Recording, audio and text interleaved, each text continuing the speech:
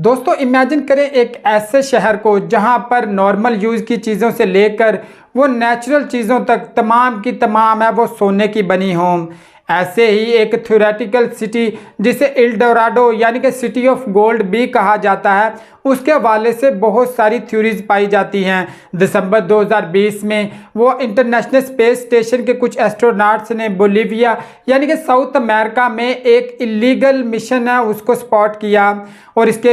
एरिए की वो एल डोराडो के इलाके की वजह से शायद ये सुजेस्ट किया जाने लगा कि यहाँ पर वो इलीगल गोल्ड माइनिंग हो रही है। लेकिन क्या ये एल डोराडो वाकया ही कोई लॉस्ट सिटी है जो हम आज तक दरियाफ्त नहीं कर सके, या फिर इस सिटी ऑफ गोल्ड का आइडिया बेसिकली वो मोइज़का सिविलाइजेशन से इंस्पायर होकर बनाया गया जो कि अराउंड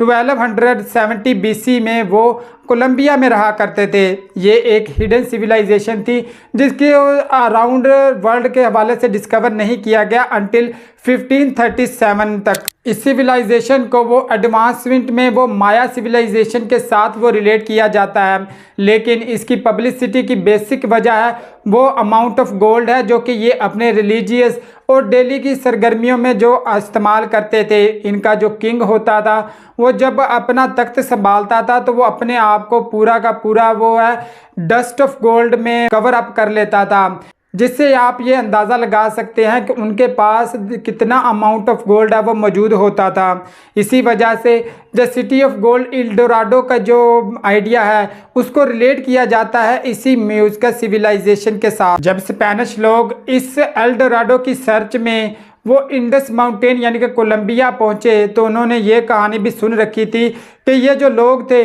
वो अपना एक्स्ट्रा सोना वो एक झील में वो फेंकते थे। इसी वजह से उन्होंने ग्वाटावेटा की झील में सारा का सारा पानी है वो बाहर फेंक दिया ताकि वो इस गोल्ड को वो डिस्कवर कर सकें। और हैरत अंगेज तौर पर जब सारा पानी निकला तो नीचे एक ख़ास अमाउंट ऑफ गोल्ड वो मौजूद थी, जिस वजह से द सिटी ऑफ गोल्ड यानी कि एल डोराडो के कंसेप्ट ने और भी ज़्यादा तकवीत पाई, जिसकी वजह से बहुत सारे मिशन ऐसे तैयार किए गए जो कि in search of L Dorado यानी कि सिटी ऑफ गोल्ड की सर्च के लिए वो बनाए गए थे, जिसमें बहुत सारी जानें हैं वो चली गई क्योंकि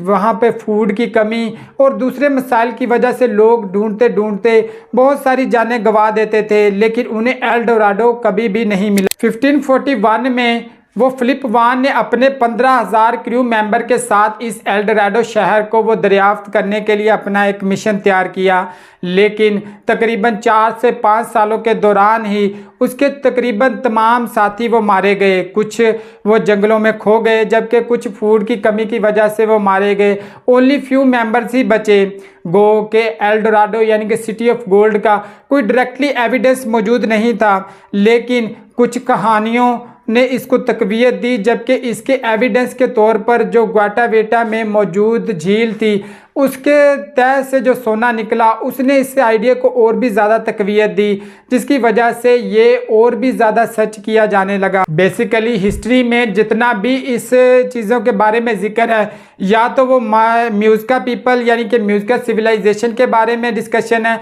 या फिर मोस्ट ऑफ हिस्टोरियंस ने इन किंग्स के बारे में डिस्कस किया जो अपने आप को पूरे के पूरे को डस्ट ऑफ गोल्ड में है वो कवर अप कर लेते थे, लेकिन किसी ने भी ऐसे शहर के बारे में तज़किरा नहीं किया जो कि पूरा का पूरा ही सोने का बना हो। इसी वजह से जितने भी मिशन तैयार किए गए इसको डिस्कवर करने के लिए उसके पीछे की रीज़न बेसिकली एक लस्ट ही थी, जिसकी वजह से बहुत सारी जानें वो चली। 2022 में वो बोलिविया के मकाम पर वो एक टीम ऑफ रिसर्चर भेजी गई ताकि वहाँ पे 2D और 3D स्कैनिंग की जा सके, ताकि इस शहर के हवाले से जो क्यासर आई हैं उनके एग्जैक्ट इंफॉर्मेशन हासिल की जा सके। लेकिन इस स्कैनिंग के बाद भी कोई भी ऐसा शहर या कोई गोल्ड की माइनिंग दरियाफ्त नहीं हुई, बल्कि एक एंशिएंट सिविलाइजेशन का वो एक सिटी ज़रूर दरियाफ्त हुआ जहाँ पे कैनाल्स, स्ट्रीट्स और पूरे के पूरे घर बने हुए थे। इस सिटी की दरियाफ्त ने एक नया मोड़ दिया इस डिस्कवरी को, लेकिन यहाँ पे कोई भी एल डोराडो